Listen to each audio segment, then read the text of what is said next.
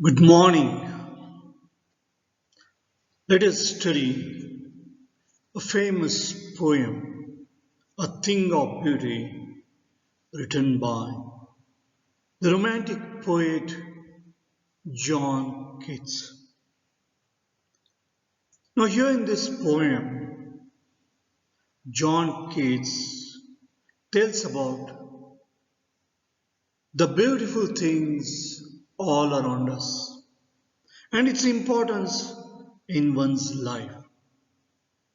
John Keats belonged to the Romantic period. And what we find in their poems is a romance, love for nature. In their poems, the theme is back to nature, return to nature, and see the beautiful things and love the nature. Here, the poem is based on the theme of romantic poetry. The romantic poets believed that the materialistic world which was emerging fast during those days due to the Industrial Revolution, has given birth to greed, corruption, lust, and craze for material things. The Romantic poets thus escaped to the rustic life, to the rural life, in order to get closer to nature, which according to them is the ultimate source of peace, happiness, and joy. So let's study this poem, A Thing of Beauty, written by Romantic poet John Keats. A British Romantic poet, John Keats, published his first epic poem, Endymion, in the year 1818. It is a narrative about the relationship between a goddess and a human love. The poem is based on the Greek myth of Endymion, the shepherd who falls in love with the moon goddess Selene, whom the poet renames Cynthia. This extract, A Thing of Beauty, talks of how beautiful things give us pleasure and alleviate suffering and sorrow. The epic poem Endymion begins with a famous line, A thing of beauty is a joy forever. It was John Keats' firm conviction that a thing of beauty is a joy forever. What does it mean? The beautiful things in nature, the sun, the moon, trees, musk roses, daffodils, all these are objects of beauties. In addition to these objects of nature, the man also produces many beautiful things. Art, poetry, stories, mythology, these are all sources of eternal joy for us. So, the poet appeals the readers to enjoy those beauties instead of getting into the materialistic world and becoming very greedy and materialistic.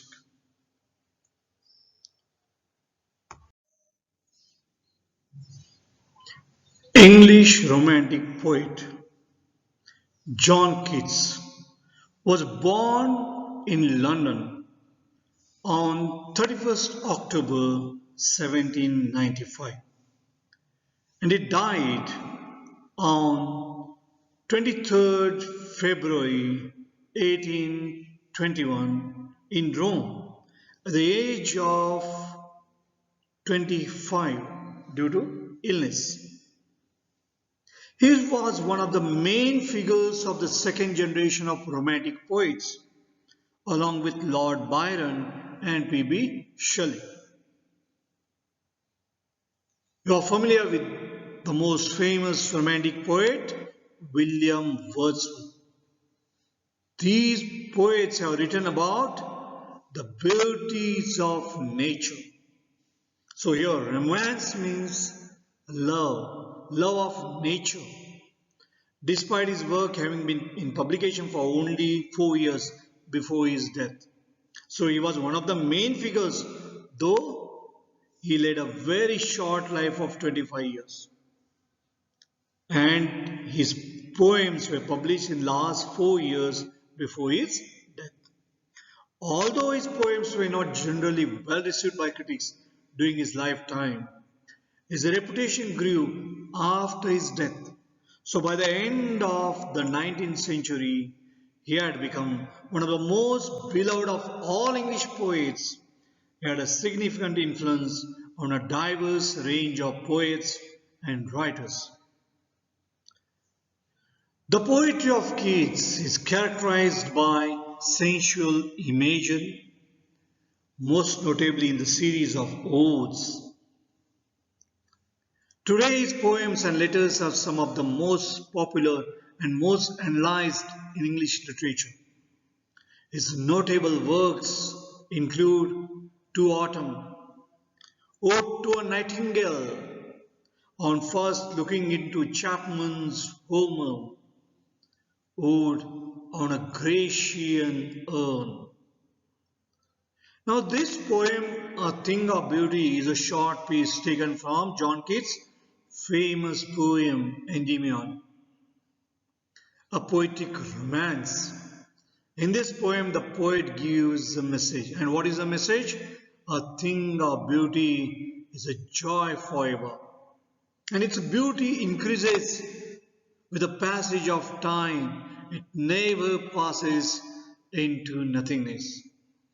Beauty is a source of never ending inspiration and delight. It gives us peace, life full of sweet dreams and sound health. The poet believes that man's life on this earth is nothing but a tale of grief and sorrow. There's sadness and gloom in every heart. The poet says that it is a beauty alone, that too of the nature, that takes away the gloom from the human heart.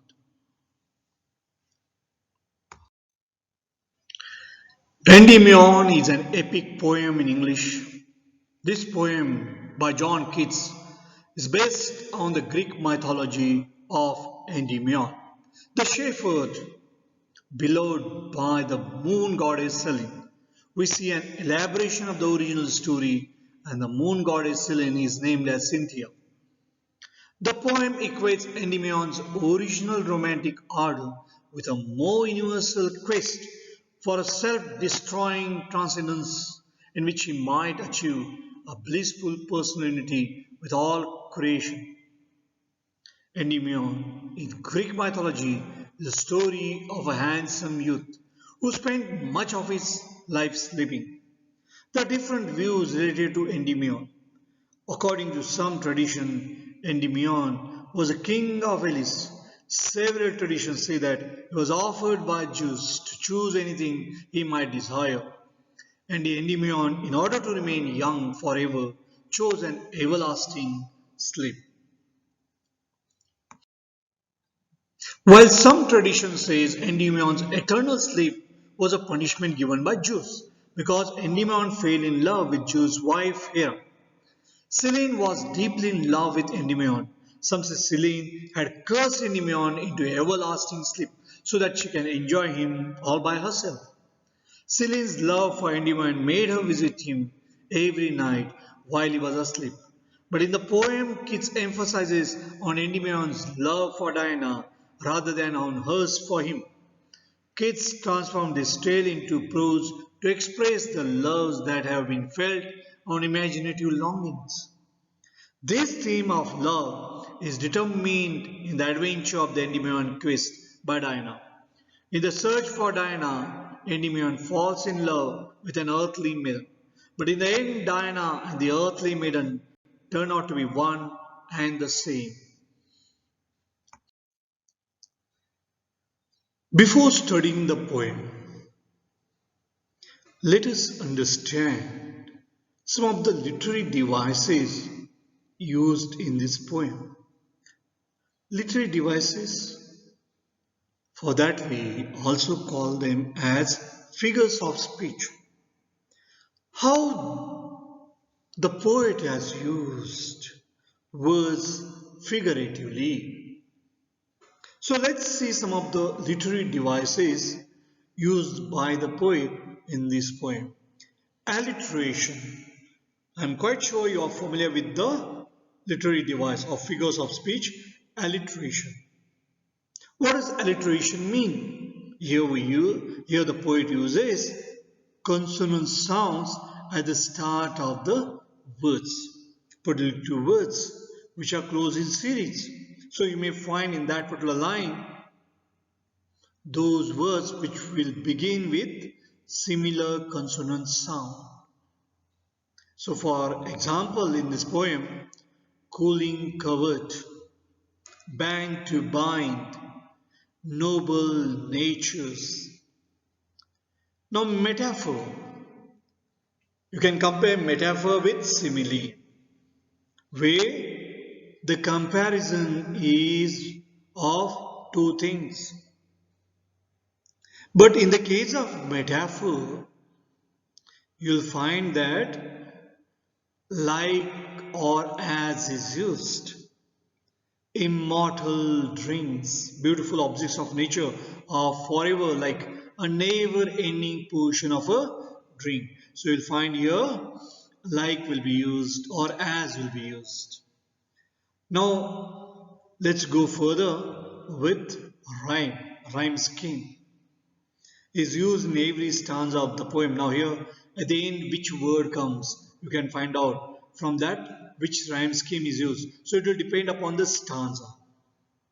So you have to find out rhyming words which are there at the end, and then you can write A, B, C, D like that, and then you can find out whether the rhyme scheme, similar rhyme scheme is followed in all stanzas, and that is what you will be able to find in this particular poem. When we are studying this, we'll discuss about rhyme scheme. So keep in the mind about rhyme scheme. You are familiar with rhyming of the words. So the words that come at the end. So you have to find out whether those words are rhyming there. Or sometimes if it rhymes with the word which is there, last word which is there in the first line rhymes with third, then it will be A, B, A, B. So it will depend upon which rhyme scheme that is there in the poem. Imagery. So visual imagery, the pictures that the poet creates in our minds. So images that the poet creates in our minds. Imagery deals with that. Bushes full of musk roses, sprinkling of fair musk rose blooms. That's what poet says. Books describing valor of fighters. So he says grandeur of mighty dead. God providing us with best things, pouring from the heavens bring. That's what poet says. Pouring from the heavens bring. What does it mean? God providing us with best things from heaven. So beautiful images, the beautiful pictures that the poet creates in our minds. So that is what is imagery. So let's see some of the literary devices that is used by the poet. Theme of the poem. I think it's quite clear in the opening line of the poem.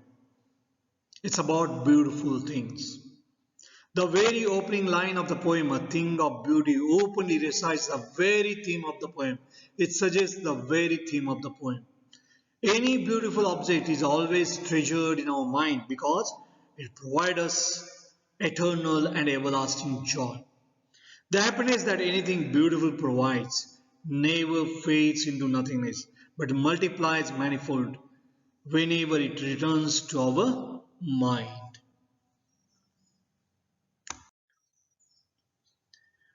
Now let us discuss about the vocabulary that we are going to come across in this poem, and some of them may be quite difficult for few of you. So let's discuss about those words that we come across in this poem, particularly new words for you, some of you.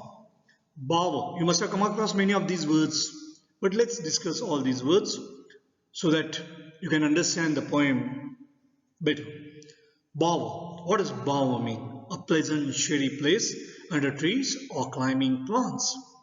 Morrow, the following day, the next day, tomorrow, the following day. Wreathing, covering or to encircle. encircle the flowers. Now you're familiar with wreath, and when it's a verb, it's wreathing, but if it's a noun, it's wreath. You're familiar with that? Flowers which are, offered, a circle of flowers and leaves, especially one that you give to the family of somebody who has died, wreath. So that garland of flower that is offered on the dead body, wreath. But here it's a verb. If it's a noun, it's a wreath. But if it's a verb, it's wreath. So there is a difference, the and the. So wreathing, covering, or to encircle. Spite, desire to offend someone, desire to annoy someone. Spite, jealousy. Out of jealousy, you want to offend someone. Your intention is to do something bad to somebody else. So we are in that materialistic world, and the poet talks about that. Despondence, disheartened, hopeless, no hope. Noble here of superior quality, having high moral principles. Pale, a cloud here, dark cloud of gloom and sadness. So gloominess. Spirits, the soul where lie our emotions and character. That's what the poet referring to. Our spirits, the soul where lie our emotions. Sprouting, to develop suddenly in large numbers, sprouting. Shady boon, a shade which is helpful to someone. Shady boon, a shade which is quite helpful to someone. That's why shady boon.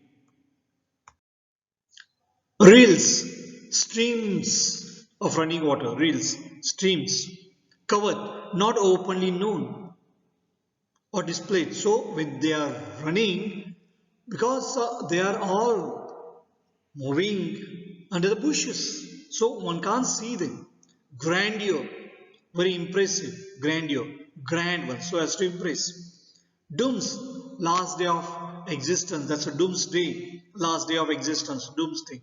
Immortal, living forever. Heaven's brink, the door of God's home, from where we get all these beauties. Heaven's brink, the door of God's home. Let us recite this poem written by romantic poet John Keats. The title of the poem is A Thing of Beauty.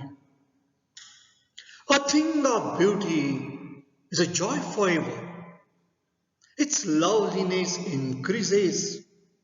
It will never pass into nothingness, but will keep a bower quiet for us and a sleep full of sweet dreams and health and quiet breathing. Therefore, on every morrow are we reading a flowery band to bind us to the earth, spite of despondence, of the inhuman dearth, of noble natures, of the gloomy days, of all the unhealthy and over darkened ways made for our searching. Yes, in spite of all, some shape of beauty moves away the pale from our dark spirits. Such the sun, the moon, trees old and young, sprouting a shady boon. For simple sheep and such are daffodils, with the green world they live in, and clear rills that for themselves a cooling covert make against the hot season, the mid forest break.